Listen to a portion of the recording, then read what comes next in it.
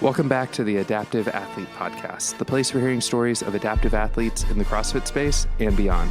I'm your host, Matt Hotho. On today's episode, we're talking with Anthony Monaco. At the age of 19, Anthony was diagnosed with Friedreich's ataxia, which is a neurological disorder that impacts the ability of his brain to talk to his muscles. Anthony competed at the 2024 CrossFit Games in San Antonio in the seeded 3 division.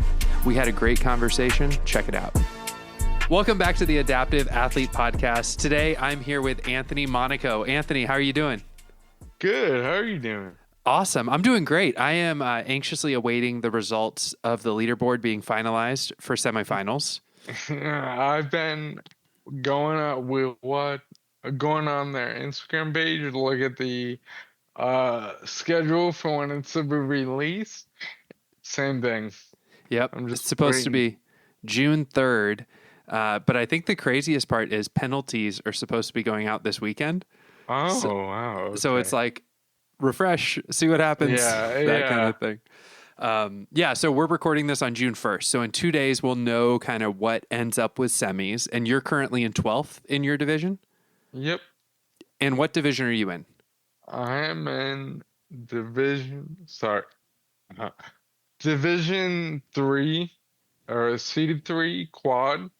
And that's for people whose impairment impacts all 4 limbs, essentially? Yeah. Mostly quadriplegics, people with neurological diseases. But yes. Okay. And you were telling me that during the semifinals, your chair broke on one of the workouts. Yeah. What workout was that? It was the one with, I think it was the last one, with the 2 40-foot shuttles. Yes. For me, it was the wall balls from like shoulder to shoulder, and max pull-ups at the end. I'm really good at pull-ups. Any kind of pulling is my favorite kind of movement. So when I saw the reps or max or whatever your pull-ups are, I was very excited, but it was a very quick workout. It was only a minute and 30 seconds and then 30 seconds of rest.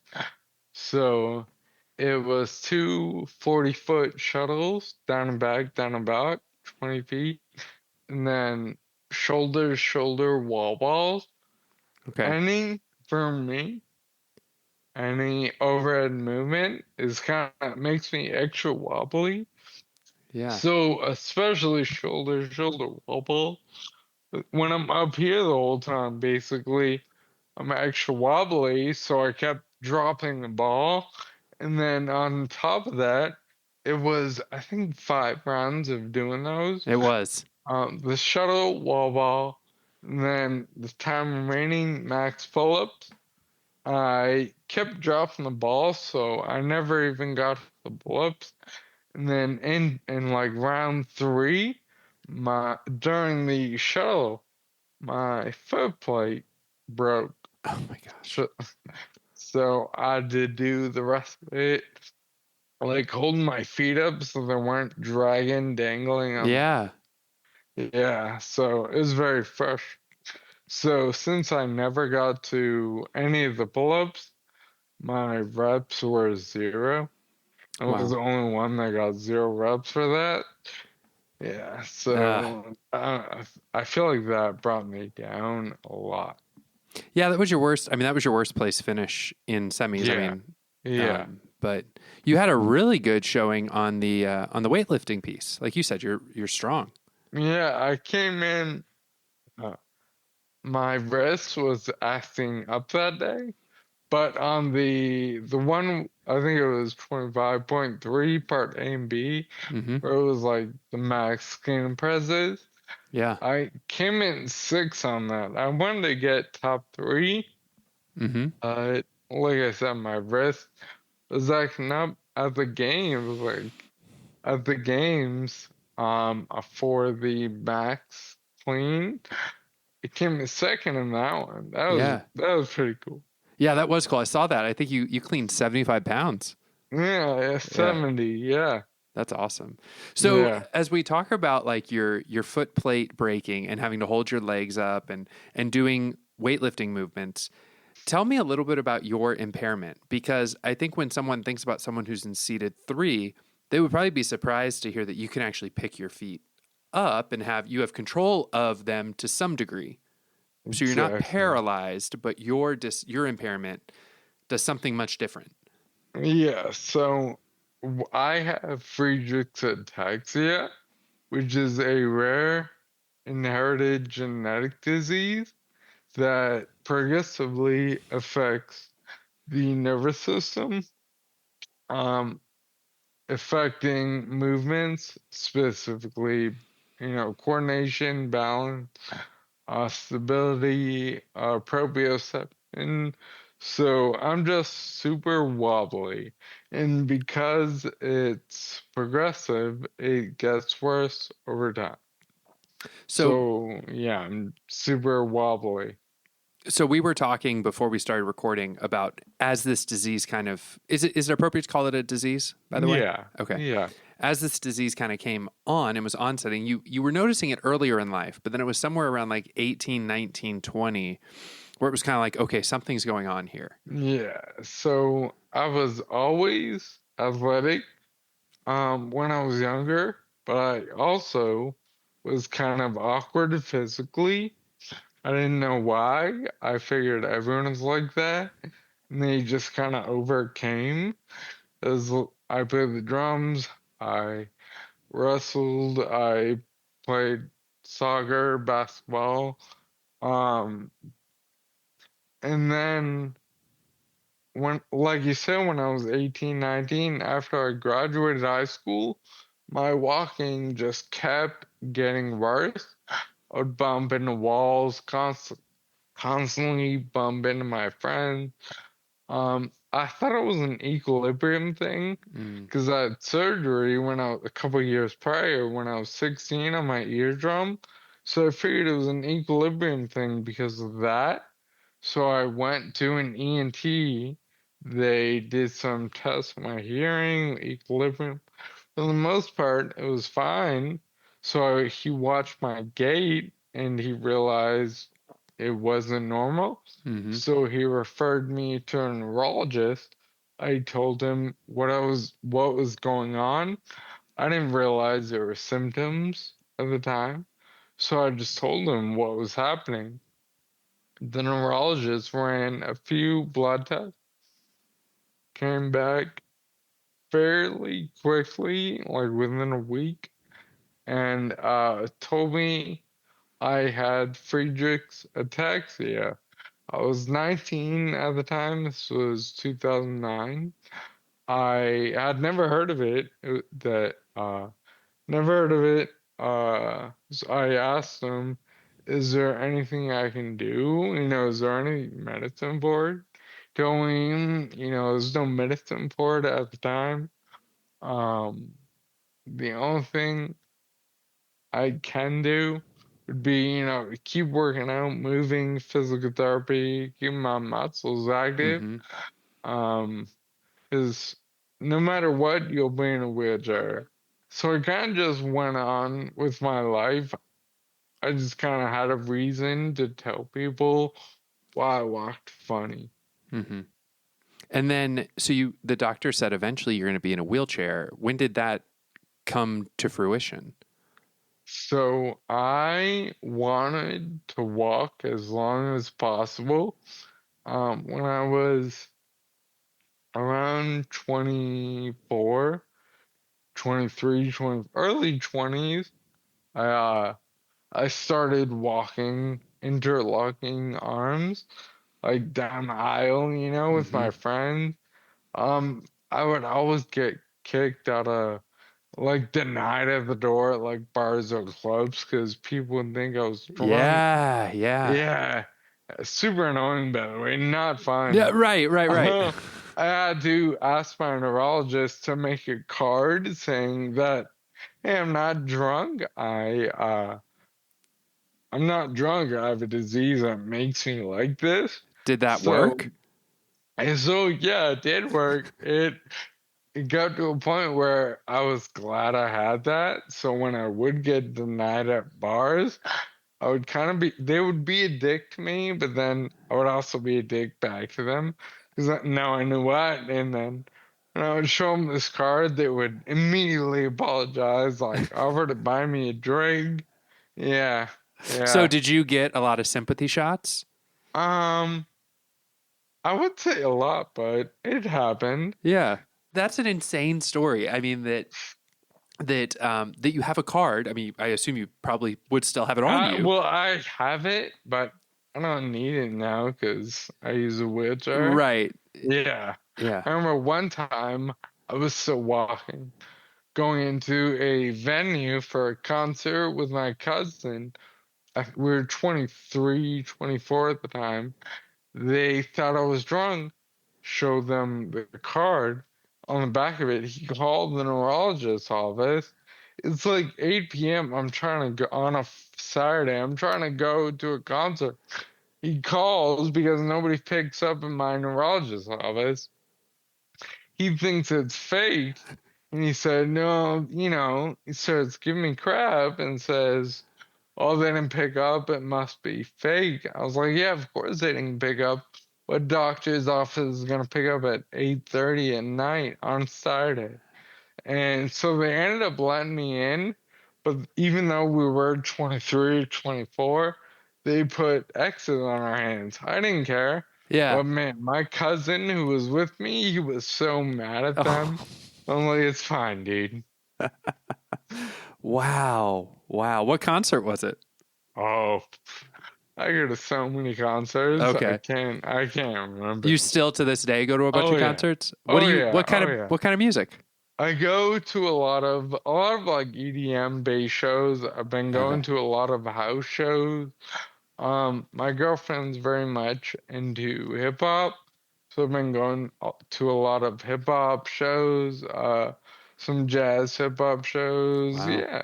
Nice. That's cool. All right, so let's pivot to maybe the reason that a lot of people listen to this podcast, which is CrossFit. So, at some point in your journey, you ended up discovering CrossFit.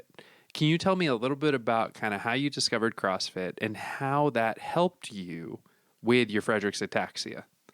Yeah. So, like 2020, right when the pandemic happened, lockdown, my cousin would come over every Saturday night and we would just hang out, just listen to music. We watched corn streams, and just live concerts, on the stream Okay. back they used to do.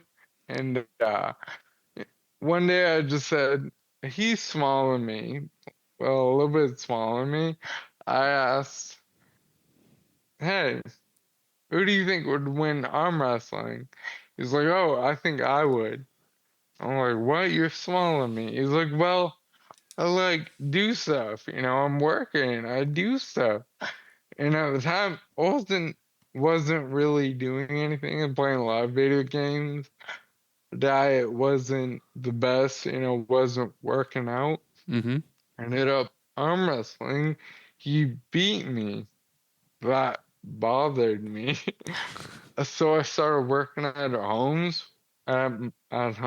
with like bands, and it wasn't enough. I was going to physical therapy at the time, Mm-hmm. but physical therapy and like working out with bands at home wasn't enough. Yeah. So I got a got a gym membership, got a trainer, started lifting weights. That was all good. Still felt like I could have been doing more than just lifting weights. I wasn't like moving or anything like that. So I asked my physical therapist if she had any recommendations for gyms that work with people that have disabilities. Hmm. Sent me a list, and this gym, Fit to Function, was the very first one. I clicked on it, and it talked about how they use functional fitness, i.e. CrossFit, to help with TBI, traumatic brain injuries, and things, people with disabilities, and whatnot. So, first one, I didn't even look at the other ones. I was like, oh, that's perfect. I booked a session with her, Jenna, booked a session with her. It was exactly what I wanted to be Mm, doing. yeah. Um, I'd never done functional fitness before. At the time, I was 30, mm, thir- 33. Okay. I'd never done functional fitness before. Um, so yeah, I signed out with her, and after a few months, I was like, "Hey, aren't there competitions for CrossFit?" She said, "Yeah, there are the wheel wad games. Um, it just ended. I think that year, 23. They were in December or something." Yeah, they She were said, November to "Yeah, December in Raleigh. yeah, yeah." I had never heard of it. So she said, "Oh, but the Open Mm. is in February. You have a couple months to train for it. We keep doing what we're doing, Yeah. and you do the Open." So, and that's when she handed me over to Ben Bates, who does the a lot of the competitive sides of Fun to Fit to Function. Yeah. So I started working with him in the fall 23, and then in 24 did the Open. Terrible. I was I was not good. One of the workouts we had to do snatches and then U-turns. It was just snatches, U-turns, snatches, U-turns. I was at a gym I don't normally go to. They didn't have like rogue weights. They had these old school like iron weights. Mm-hmm. So I'm doing snatches, dumbbell snatches. I drop it right on my head, and it hurt. It Yeah. hurt. Keep going. 40 seconds later, drop it on the exact same spot. I started crying. Oh, Yeah, that was rough. But I ended up making it to semis. Uh, finished in 11th in semis, but still got the invitation. And my first professional competition was the games in San Antonio. crazy. Isn't that a crazy first competition? Yeah, I forget who the guest you had on was, but you guys were talking exactly about that. I I never seen that many adaptive athletes. I Mm-hmm. don't think I'd seen really any adaptive athletes all together. And it was really cool seeing how everyone's like different but the same, and we're all Yeah. doing the same thing together. Yeah. So I want to give you some kudos on your open performance on that first open that you did. I have the leaderboard up here. I mean, yeah, it looks like you got kind of 13th on that dumbbell workout where it was hitting you in the head, and Yeah. rightfully so. But man, you did well in the rest of the open and finished in 10th coming out of the open. That was strong. Yeah, yeah. I was pretty excited going in semis, but semis was a lot harder than the Yeah. open. I thought semis last year was a little bit harder because the semis last year there was a lot of hinging and pushing, which I don't like either of those things. Pushing because I'm all wobbly Mm-hmm. and it takes a while for me to grab the wheels. And hinging because it's core strength, which I have, it just takes a lot of energy to use it. So it's a lot of rowing, a lot of hinging. This one is a lot of shoulders. I do like Mm-hmm. shoulder movement. At the games, I didn't use straps or anything, just a seatbelt and like kind of makeshifted MacGyvered like foot straps. Okay. But for the semis, I started using a strap on my chest. Yeah. Shout out Equip Products. Use a strap on my Mark and chest. Dana. Mark and Dana Yeah, for the win. yeah, exactly.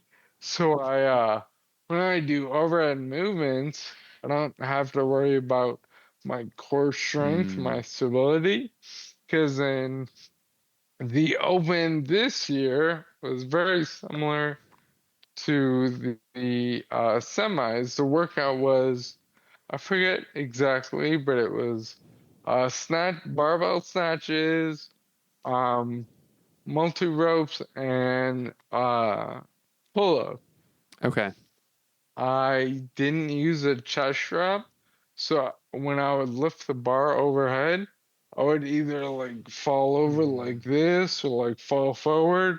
Like I don't want to get a no rep for it, so I'd Yeah. have to hold it, squeeze my core really hard, and bring it back to center, make sure my elbows are locked out to get that rep. And doing that takes so much energy. And it's very tiring. I didn't finish that workout during the open. After the open, during just regular workout, we did that same workout from open with the chest strap. Um, did some calculations. If I had used the chest strap during the open, I would have came in like eighth. Oh, nice. Okay. Yeah, So yeah. that's so interesting how these tools, these products, these equip products, are allowing you to get better control when you go overhead, right? Yeah, Because it yeah. definitely semifinals this year were shoulder heavy, and when you Yeah, don't have core stability, that can be so much harder. exactly. Yeah, it Yeah. makes me more well. The more centered I am, the more stability I have. The Okay. more splayed out my body is, the less stability I have in my extremities. Okay. So we actually glossed over this, but you said you had Friedreich's ataxia, but I don't think we explained it quite for the listeners. So, I just did a CP thing where my tongue didn't go where I wanted it That, to go. yeah, that's what's always constantly happens. So when you see me do that, Hmm. it's not because I'm yawning, it's because your muscles are in your tongue is a muscle. Your cheek, your jaw, it's all muscles. And Friedreich's ataxia, it's a neurological disease that affects muscle coordination. So it affects how I move my jaw, how I move my tongue. Like you said, sometimes it doesn't do what I want it to do. Yeah. But to answer your question, I think, like you said, I touched on earlier. It's a rare inherited genetic disease that affects the nervous system, that progressively damages the nervous system. When you're moving, your brain is telling those muscles what to do. So, say you're walking, your brain tells your legs what to do. Then your legs uh, send a signal through the nerves back to the brain saying, "Hey, I got your signal. I'm going to do that." But there's like a roadblock in my nerves on that return signal. So my brain has no problem firing out those signals, but then when it doesn't receive those return signals, it gets confused and it says, "Oh, I'm telling your leg to go forward, and you're not telling me it's going forward. So how about you go right now? Oh, you're not going right. How about you go left?" So my brain is sending out every signal, every which way, constantly. Hmm. So I'm just always wobbly. Yeah. So, yeah. So your brain is over communicating with your Yeah, extremities because it's not getting something back in return. exactly. Yeah. Yeah. So thank you for that explanation because I think that's Yeah. helpful, especially for people who might be listening to this who coach athletes who might have ataxia. So I know you've worked with Ben for a while. What's a couple of things that Ben has done that have helped you master some movements or lift more weight or just be more proficient? Uh, he's definitely helped me a lot with efficiency, technique. It's helped with like I had never done multi ropes before I started doing functional fitness. At first, didn't like them. Still don't like them. Yeah. But at least Ben was able to coach and tell me how to better my technique a little bit. He also coaches me. He also coaches me through when I get worked up during workouts. If some Mm, I've what I've found through competitive CrossFit and competitive functional fitness, I am not good at keeping my cool under pressure, whereas is good at that, and he's good at talking me through it. Just breathe, tells me mm. what pace to go, where I'm at. Yeah, so he's good at coaching me down Yeah. from being exasperated. Do you think that Ben's coaching and helping you stay calm helps your ataxia? Like when you're anxious, do you think your ataxia is worse? Yes. Uh, we always say that speed is the enemy. So speed is the enemy of ataxia. So if I try to do things quickly, I have even less stability, control. I'm even all over the place. And since I'm more erratic, that is slower. That slows me down. So we always say, slow is steady, steady is fast. Mm, So I think um, a lot of people with FA don't want to compete in functional fitness, adaptive CrossFit, because the workouts are timed workouts. And that can be kind of scary for someone who's ataxic. So when you have to move quickly, when there's a time cap that Yeah, you're up against, yeah. So I think that people with ataxia don't think they can do a timed workout. Not necessarily do it, because we can all do them. hmm Just they don't think they can do it in the allotted time, maybe. And usually that is the case. I don't finish a lot of workouts, but we can still do all of the movement. yeah, So I'm just trying to get other people with ataxia to see me doing it. No, hey, if I can do it and I'm 35, a lot of people, most people with FA can do it. yeah, That's yeah, for my sure. outlook. No, I think that's absolutely right. When we can put on display what we're capable of, how we're able to adapt, how we're able to do things that people didn't think we'd be able to do. Exactly. Can I interest you in a lightning round? But since we were just talking about ataxia not liking speed, we'll call it a steady round. Yeah, I like that. All right, let's Yeah. do a steady round. So you mentioned that you're a tattoo artist. Yeah, Can you tell what me this former? former tattoo Yeah, artist? yeah. Sorry, I feel like once an artist, always an artist, though. I would No, like to you're think not that wrong, but yeah, I'm not giving anyone tattoos. okay. Um, can you tell me the story about one of your tattoos? Uh, um, let's see.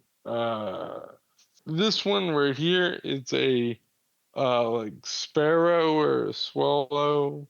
A little blue one. It's on my forearm. I apprenticed when I was 19. I think I had four tattoos. Going into it, I always told myself I'm not gonna get tattoos on my forearm until later on. But I don't know, a few months into my apprenticeship, my mentor got me business cards, and it had this bird on it. So uh, I had him tattoo that bird on my forearm. Wow. That's really cool.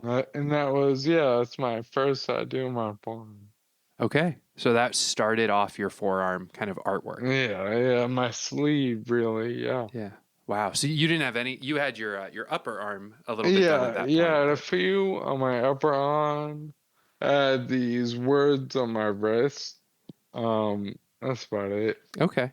Yeah. You're from Boston. You have mentioned some sports that you were into at points. Do you have a favorite Boston team? Celtics, 100% Celtics. I like all Boston sports teams. They're all my teams. My secondary teams are Florida teams, Tampa Bay teams, Mm-hmm. but 100% all Boston. Huge fan of the Celtics. Love basketball. Awesome. Do you remember where you were for the 2003-2004 World Series with the Red Sox? Oh yeah. So with that, as a Boston fan, the ALCS for the pennant, Yeah. coming back from the down 3 games to nothing against the Yankees, that was me and my dad's. That was our World Series. But yeah, I remember for the World Series when it caught that, threw it to Keith Folk, threw it to first, jumping up. Oh man, yep, the first time. That was cool. I'm spoiled as a millennial Boston fan Yeah. because we've seen championships from everyone, whereas Gen X's, baby boomers, they suffered through all those Boston sports years. Yeah. No, thanks for reminding me that it was the ALCS where they came Yeah, back from against the yeah. Yankees. I was a resident advisor in a freshman dorm, and a bunch of the kids on the hall were from Boston and from like New England, and it was crazy. It was Yeah, pandemonium. yeah, So that was awesome. Cool, yep. cool. I'm glad you remembered that experience Oh and speaking of yeah, it. Yeah. yeah. And so we were also talking about concerts. So if you're in the gym and you get to control what's on the radio, what are we going to be listening to? Anything 125 BPM or higher. A little house. Like Skrillex. I got some Over Mono on there. Some Jimmy XF. Stuff you can dance to, but also gets your blood pumping, Yeah. Like I also got some heavy bass music in there, Hmm. so I have electronic music. That's awesome. All right. And then Yeah. I got one last question for you in the steady round. What's a hope that you have for adaptive CrossFit, maybe in your division or for people with your condition? My hope is that other people with ataxia or even just Friedreich's ataxia will also start using functional fitness to not only better themselves in their day-to-day lives, but also to compete. Since they're already doing it, they can compete in the Open, maybe the semis and the games. And if there is enough of us, ataxic athletes competing, hopefully they can expand the seeded divisions to include an ataxic division. Yeah.